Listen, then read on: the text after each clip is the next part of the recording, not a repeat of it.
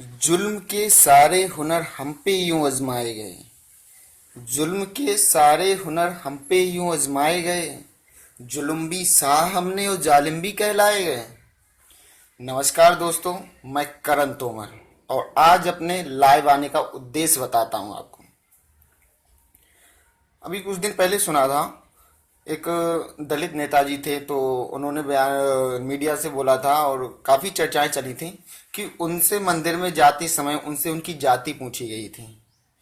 अरे भाई, उनको कोई बताए इसमें बुराई क्या है। जब आरक्षण लेते हो तो बहुत ही बुलंद आवाज में बताते हो कि हमारी ये जाति है, तो फिर मंदिर में जाते समय काहे इतना हल्ला मचा रहे हो भाई।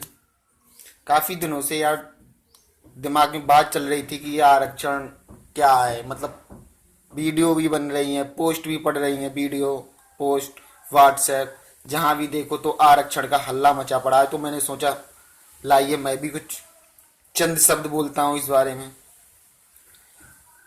मायावती को तो सभी लोग जानते हुए होंगे, माननीय मायावती जी। मायावती जी अगर 3 बार मुख्यमंत्री बनने के बाद अगर अब भी दलित हैं, ध्यान दीजिएगा, गौर कीजिएगा इस बात पे।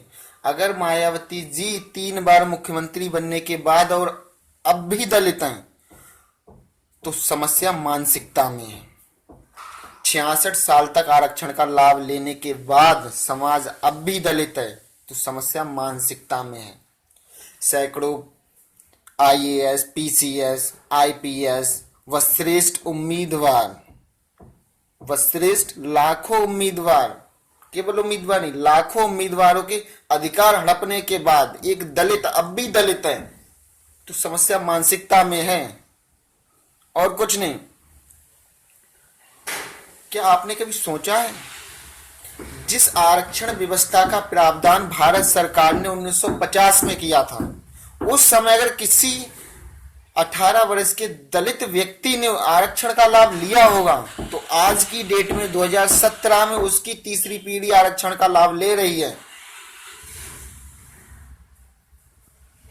क्या सिस्टम में आपको कमी नहीं दिखती है? सैकड़ों विधायक, सैकड़ों सांसद, मंत्री, ये सब आरक्षण का लाभ लेने के बाद अब भी अगर दलित हैं और इतने हाईएस्ट पदों पे पहुंचने के बाद इनकी फैमिली को क्या आरक्षण की दरकार है? नहीं ना। क्या आपको लगता है बाबू जगजीवन राम जी, जो कि इंदिरा गांधी के समय में केंद्रीय मंत्री रहे, उप प्रधानमंत्री रहे, क्या उनके परिवार की मीरा कुमार या किसी अन्य सदस्य को आरक्षण की दरकार है? नहीं ना। पीएल पुनिया, जो कि उत्तर प्रदेश के मुख्य सचिव रह चुके हैं, क्या उनके परिवार के किसी भी सदस्य को आरक्षण की आवश्यकता है या उनके परिवार के किसी भी सदस्य को आरक्षण लेना चाहिए या नहीं? वर्ष 1902 में साहू जी महाराज ने ये आरक्षण व्यवस्था अपनी रियासत में लागू की थी और आज 2017 में लगभग 110 साल के बाद अगर ये समस्या नहीं सुलटी है आरक्षण वाली, यानी कि आरक्षण उस समय जिस व्यक्ति ने लिया था उसका परिवार आज भी दलित है, तो समस्या मानसिकता में, मैं फिर से दोहराऊंगा, समस्या मानसिकता में है और कुछ नहीं। अरे भाई, जहां देखो आरक्षण आरक्षण घूमा फिरता रहता है, मतलब मुझे आरक्षण चाहिए, मुझे आरक्षण चाहिए। दलित है, आरक्षण का जब नाम आता है, कहीं कोई नोटिफिकेशन निकलता है किसी जॉब के लिए तो बड़े सीना चौड़ा करके बताते हैं, लेकिन जब अगर कहीं मंदिर में या कहीं सोशल कम्युनिटी में अगर उनसे जात के बारे में पूछ लिया जाता है तो बड़ा आग बबूला हो जाते हैं कि भाई अरे मुझसे मेरी जात पूछ ली गई। अरे भाई, इसमें बुराई क्या है? कोई मुझे बताएगा कि इसमें बुराई क्या है? अच्छा, एक चीज, वो एक व्हाट्सएप पे मैसेज भी वायरल होता रहता है, आपने शायद उसको गौर किया होगा कि जब आरक्षण ही आपको चाहिए और आरक्षण व्यवस्था ही लागू हो रही है तो क्यों ना बॉर्डर पे भी किया जाए कि पहली लाइन में एससी वाले, फिर एसटी वाले, फिर ओबीसी वाले और फिर लास्ट में जाके जनरल वाले। ऐसा हो सकता है? या फिर ऐसा करें तब भी ठीक रहेगा? नहीं, ऐसा नहीं हो सकता ना।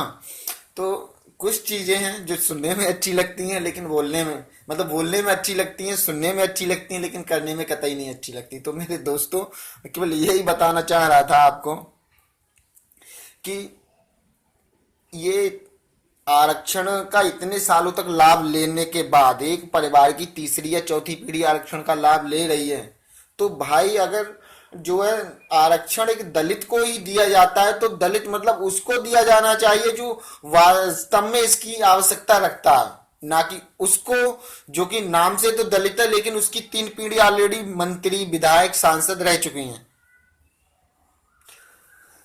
इतने ही चंद शब्दों से अपनी बात समाप्त करता हूं। बाद के चंद लाइन है वो बोलना चाहूंगा। जो अब तक ना खौला वो खून नहीं पानी है, जो अब तक ना खौला वो खून नहीं पानी है, और जो देश के काम ना आए वो बेकार जवानी है। मेरे दोस्तों, जय हिंद। और अगर मैंने इसमें कुछ गलत कहा हो तो मेरा विरोध जरूर कीजिए, कमेंट बॉक्स में लिखिए, और यूट्यूब पे मेरा चैनल भी सब्सक्राइब कीजिए। अगर कुछ 1% भी अच्छा कहा है तो मेरा सपोर्ट कीजिए, समर्थन कीजिए। जय हिंद।